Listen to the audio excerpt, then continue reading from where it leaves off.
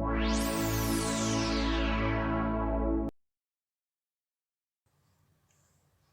selamat siang semua.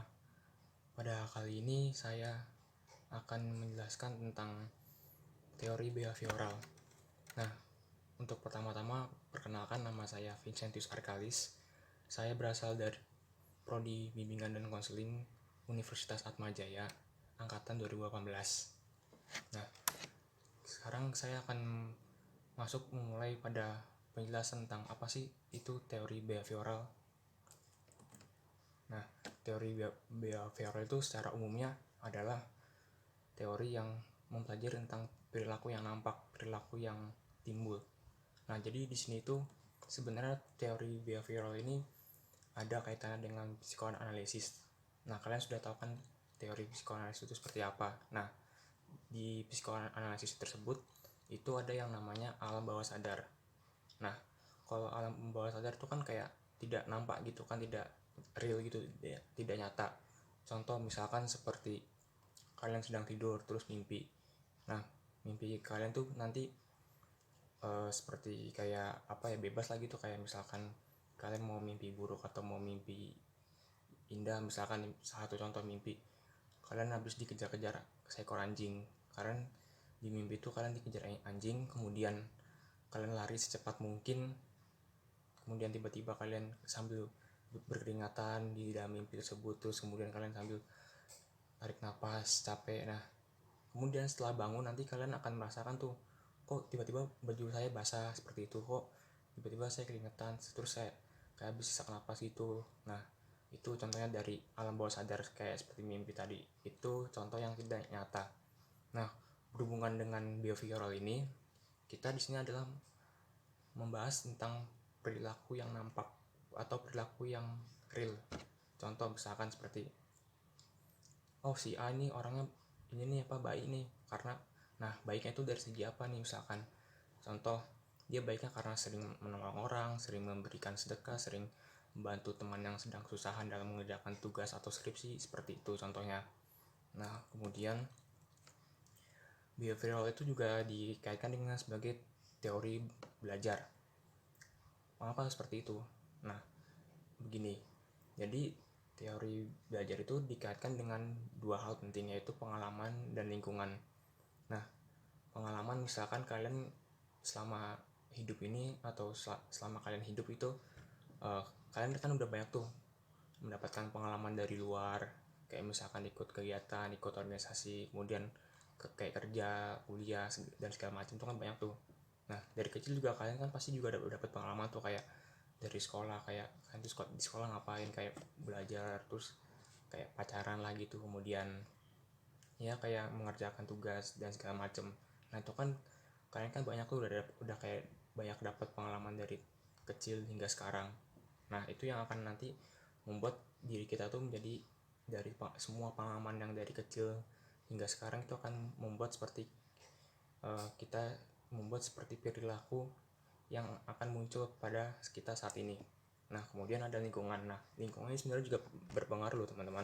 Jadi lingkungan itu kayak misalkan lingkungan kalian mendukung atau enggak. Kalau misalkan tidak mendukung, ya mungkin kalian akan seperti kayak, wah ini gue nggak nyaman nih sama lingkungan ini, karena ya mungkin ada kayak faktor, ada misalkan nih kalian di lingkungan rumah. Nah, di lingkungan rumah kayak misalkan, gue nggak nyaman nih karena warga-warga di sini kayak nggak nggak menghargai gue sama sekali gitu. Itu misalkan contoh ya.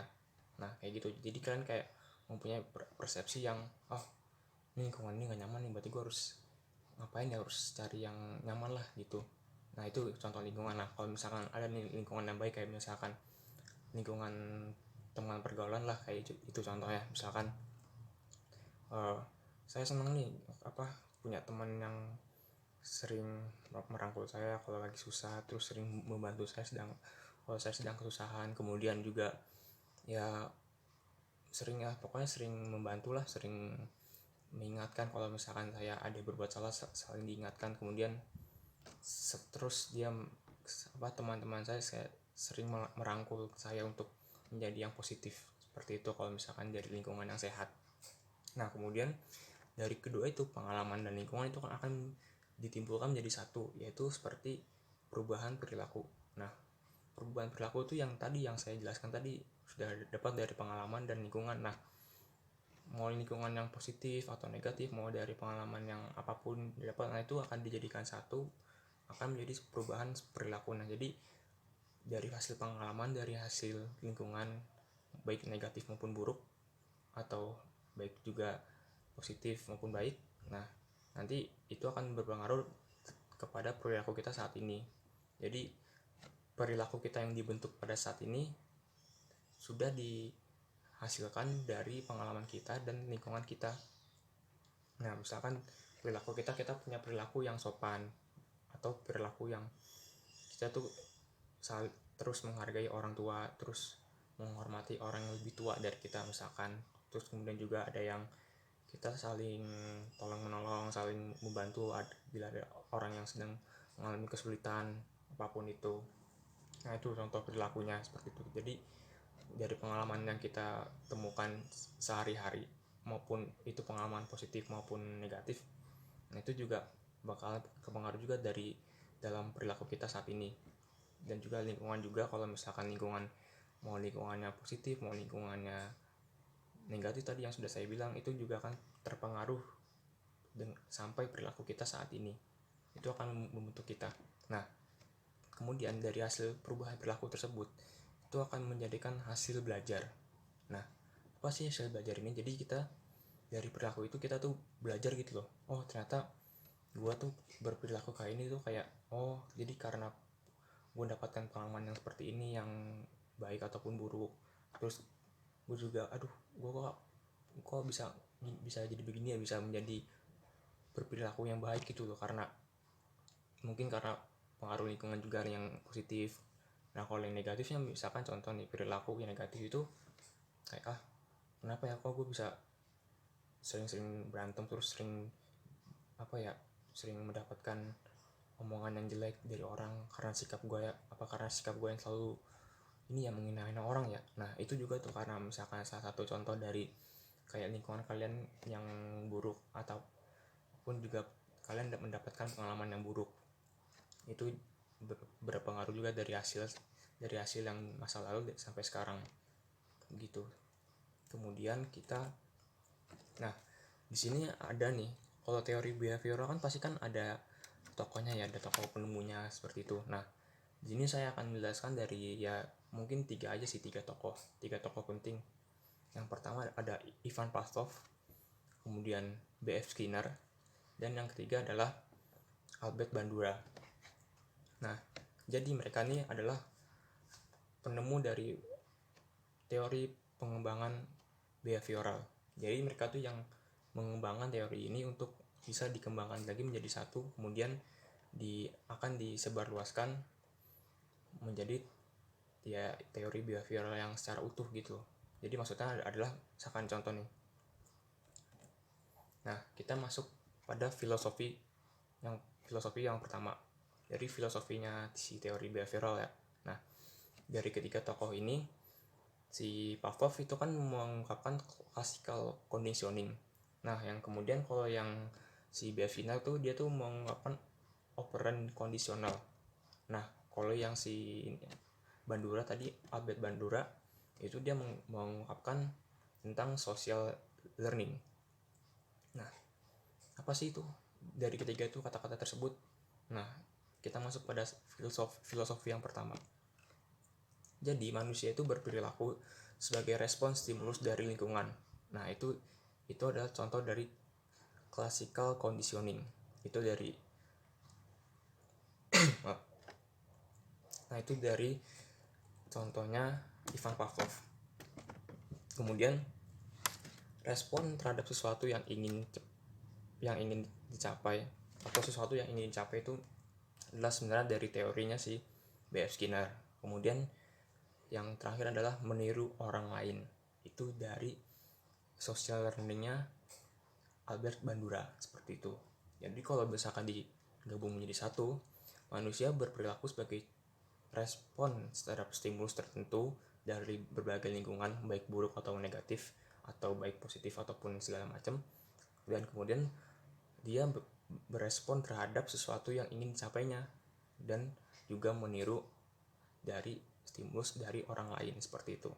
Kemudian kalau misalkan kita dijadiin satu, intinya tuh manusia yang sehat adalah individu yang memiliki habit yang berperilaku adaptif. Nah, kalian tahu nggak sih habit itu apa? Nah, habit itu adalah kebiasaan. Berarti yang sudah tadi saya jelaskan berarti adalah memiliki kebiasaan yang adaptif, atau adaptif itu sesuai dengan norma atau sesuai dengan hal yang sudah ditentukan. Berarti itu kan positif dong, karena kan sesuai dengan norma atau sesuai dengan yang ditentukan. Berarti manusia yang sehat adalah individu yang memiliki perilaku atau kebiasaan perilaku yang menimbulkan untuk yang ditimbulkan dari manusia yang sehat adalah individu yang memiliki perilaku yang memiliki kebiasaan untuk dijalankan sesuai dengan normanya, seperti itu contohnya. Nah, jadi dari hasil belajar tersebut, teori Behavioral ini punya ada beberapa konsep. Nah, salah satunya saya akan jelaskan konsep ini. Nah, ada 4 konsep nih, yaitu hasil belajar, pengalaman, terus meniru orang lain, kemudian lingkungan atau stimulus. Nah, nanti dari keempat itu akan kita jadikan satu menjadi perilaku manusia. Nah, kenapa? Karena dari hasil belajar tersebut kita udah punya banyak ini nih ya, kayak punya udah banyak pengalaman, banyak kita tuh ternyata kita tuh seperti ini toh, kok dari masa lalu kita yang seperti ini itu sudah terbentuk dari yang dulu, dan akhirnya di rebuild menjadi yang sekarang, itu menjadi perilaku kita. Nah, itu namanya hasil belajar. Nah, berarti apa sih terus kalau yang pengalaman itu? Nah, kalau yang pengalaman tadi kan sudah ya sama seperti yang saya jelaskan pertama di awal. Berarti kan pengalaman itu kan lebih ke respon kita terhadap orang. Itu menurut saya itu pengalaman itu respon kita terhadap seseorang atau pengambilan stimulus dari orang lain ke kita. Nah, itu contohnya pengalaman. Nah, kalau misalkan pengalaman itu misalkan seperti ini, saya mendapatkan pengalaman yang bagus setelah mengikuti proses acara kegiatan leadership, misalkan seperti itu. Nah, kita tuh nanti saya tuh diajarin tuh gimana sih caranya menjadi pemimpin yang baik, gimana sih caranya menjadi pemimpin yang benar, menjadi pemimpin yang bijak dan sebagainya. Nah, itu contoh yang saya dapat dari pengalaman. Kemudian untuk lingkungan atau stimulus. Nah, berarti kan lingkungan stimulus kan berpengaruh tuh menjadi satu kesatuan dari hasil belajar, dari pengalaman juga kan. Nah, lingkungan juga kan, kita kan lingkungan kan nggak tahu nih apa yang kita hadapi. Kayak misalkan contoh lingkungan yang negatif nih ya, misalkan lingkungan negatif itu kayak misalkan contoh simpel aja dah, kehidupan sehari.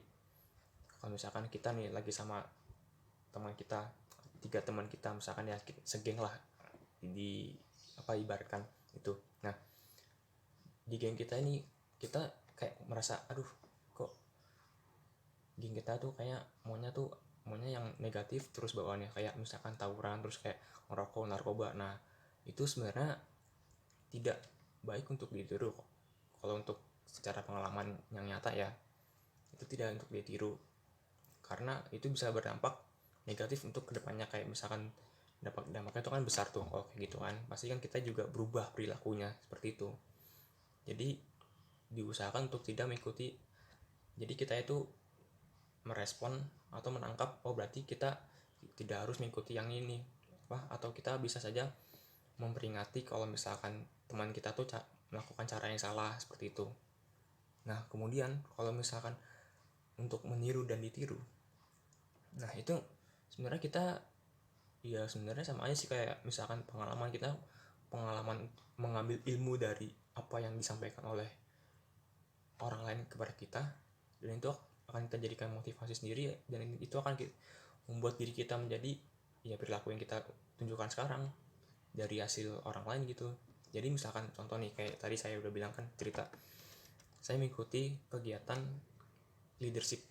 Nah, itu saya diajarkan bagaimana sih caranya menjadi pemimpin yang baik, bagaimana sih cara menjadi seorang yang leader yang benar-benar patuh dan benar-benar taat kepada semuanya, peraturan dan segala macamnya itu. Nah, di situ saya diajarin tuh bla bla bla bla bla nanti. Nah, setelah saya dapat setelah selesai acara saya mulai ini nih dapat nih, oh ternyata menjadi seorang pemimpin yang benar dan bijak itu ternyata seperti ini, dan tidak nego-nego dan segala macam harus totalitas. Nah itu bisa menjadi pengaruh buat saya juga. Terus ya jadi kita istilahnya kita tuh mendapatkan stimulus yang baik kepada diri kita serap, dan kemudian terjadilah pada perilaku kita yang sekarang seperti itu. Nah di ini juga dari keempat ini itu akan menjadi satu kesatuan yang disebut dengan perilaku manusia. Nah kalau perilaku manusia kan pasti udah tahu kan perilaku manusia itu kayak apa. Kalau misalkan ada yang belum tahu, saya akan kasihkan penjelasan sedikit aja. Jadi perilaku manusia itu yang sudah tadi saya jelaskan dari keempat hal itu, ada dari hasil belajar, pengalaman, lingkungan, dan juga meniru.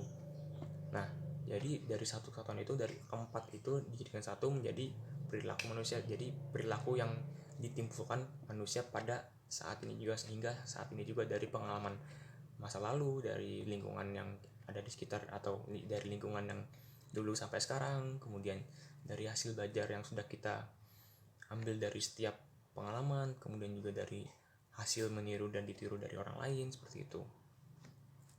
Kemudian juga, nah di sini saya akan membahas tentang patologinya. Patologi itu sama juga dari hal yang salah gitu loh dari teori ini, tapi lebih condong dicontohkan dalam kehidupan sehari-hari. Nah jadi patologinya itu manusia memiliki habit perilaku yang maladaptif. Nah habit kan tadi kan udah tahu tuh apa penjelasannya kan, itu kebiasaan. Nah kalau yang maladaptif itu lawan kata dari adaptif, jadi tidak sesuai dengan norma, tidak sesuai dengan apa yang diinginkan, jadi malah jadi menjadi lawan katanya lah, menjadi lawannya seperti itu. Nah jadi kalau untuk ini biasanya disebabkan oleh kesalahpahaman dalam diri kita, dalam lingkungan, dengan yang tidak tepat gitu, yang kayak salah gitu, kemudian menjadi kebiasaan yang negatif atau buruk dan tidak sesuai dengan lingkungan sekitar dan cara dan kita juga bisa menjadi kita bisa menghasilkan cara belajar yang salah seperti itu. Nah jadi dari sini, dari patologi ini, manusia kalau misalkan mengikuti patologi yang salah, ya berarti manusia itu ini bisa dibilang negatif. Kenapa negatif? Karena dia mengikuti stimulus yang negatif juga, mengikuti kayak misalkan kalau dalam kehidupan sehari-hari yang nyata itu, kayak kita sering kayak misalkan ngerokok terus ikutin yang nggak bener, terus nonton video porno dan segala macam. Nah itu kan perilaku yang buruk tuh, perilaku yang negatif. Nah kalau kita sering melakukan itu setiap saat dan tidak mengontrol diri kita dengan baik, berarti itu akan menjadi kebiasaan negatif untuk kedepannya seperti sekarang, seperti itu. Nah di sini juga memiliki tujuan nih. Tujuan dari teori ini tuh untuk membantu individu memodifikasi habit lama menjadi habit yang baru seperti itu, atau mengubah maladaptifnya manusia menjadi adaptif. Nah di sini tuh kayak misalkan tujuannya kan sudah jelas tuh, memodifikasi kebiasaan perilaku. Jadi perilaku yang kita yang dulu yang jelek, yang kayak yang semena-mena lah, yang nggak sesuai dengan norma aturan dan yang nggak sesuai dengan apa yang kita inginkan, itu kita reboot lagi, kita ubah, kita bangun kembali, kemudian nah di sini tuh yang kita maksudkan tuh adalah yang dibangun untuk menjadi yang lebih baik, untuk menjadi yang adaptif sesuai dengan norma dan aturan yang sudah dibuat. Jadi kita di sini mengubah kebiasaan yang buruk, negatif, kemudian itu bisa kita ubah caranya menjadi yang lebih baik. Itu tujuannya dari teori behavioral ini, seperti itu. Nah oke, pada kali ini kita akan masuk pada bagian strategi. Nah bagian strategi itu sebenarnya simpel aja sih kalau saya jelaskan. Berarti begini, kebiasaan yang lama kita ubah, kita rebuild lagi menjadi kebiasaan yang baru. Jadi kebiasaan kita yang lama yang kayak buruk, terus banyak lah yang mau kita ubah. Nah itu di sini kita pada saat ini kita ubah juga semuanya menjadi kebiasaan yang baru untuk kedepannya. Jadi kebiasaan yang negatif menjadi yang positif, seperti itu. Nah, kemudian kita akan masuk pada bagian teknik. Nah, bagian tekniknya apa sih? Teknik itu kan sebenarnya kalau untuk di teori behavioral itu kan sangat sangat banyak ya. Di sini mungkin saya akan menjelaskan dua saja teori. Yang pertama ada penguatan positif dan pembanjiran. Nah, penguatan positif itu seperti contohnya kita tuh istilahnya tuh kita tuh diberikan dukungan dari orang lain, kita didorong, dipush, kita tuh menjadi semangat. Nah, itu kita misalkan contoh kita mau belajar nih, kita sulit belajar MTK matematika. Nah, kita didorong nih sama orang tua, dek, kalau kamu nilai MTK-nya bagus di atas 70, nanti papa mama kasih hadiah deh, kasih hadiah apa yang kamu mau, seperti itu. Nah, itu kan kita kan udah kayak membangun diri kita untuk menguatkan diri supaya kita tuh langsung ngepush gitu loh, langsung oh kalau gua belajar dengan rajin, dengan apa ya istilahnya, dengan tidak main-main, berarti gue harus ini nih, harus dapat hasilnya bagus supaya bisa mendapatkan hadiah dari kedua orang tua, seperti itu. Nah, kalau untuk yang pembanjiran ini kita tuh tidak perlu mencemaskan hal yang ditakuti. Jadi istilahnya kita tuh fobia nih, kita punya fobia kecoa lah. Nah, situ nanti kita diajarkan untuk tidak takut dalam hal kecoa. Nah, kalau kalian bayangin kecoa pasti kan jijik tuh.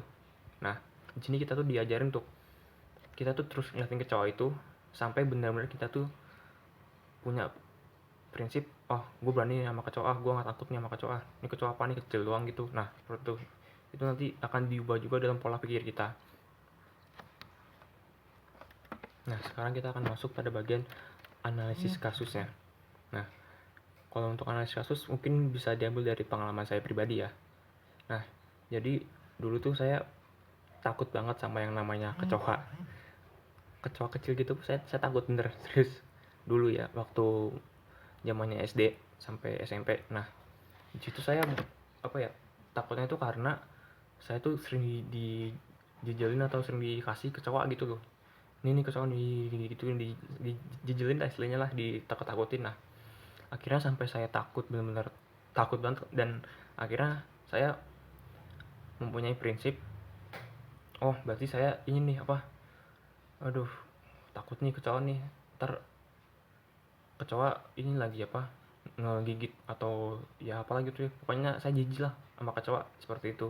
Nah, disitu kan saya kan udah mendapatkan pengalaman yang buruk tuh dari kecil, terus juga mendapatkan ya stimulus yang buruk lah, lingkungan yang buruk, ya itu karena kecoanya itu, karena dikasih orang lain, saya dikasihnya kecoa karena saya takut kecoa. Nah, itu terus menerus sampai dulu, nah mulai SMP nih saya mulai memberanikan diri nih untuk, ah masa gue takut kecoa sih, coba dah gue pegang, coba dah gue main-main sebentar.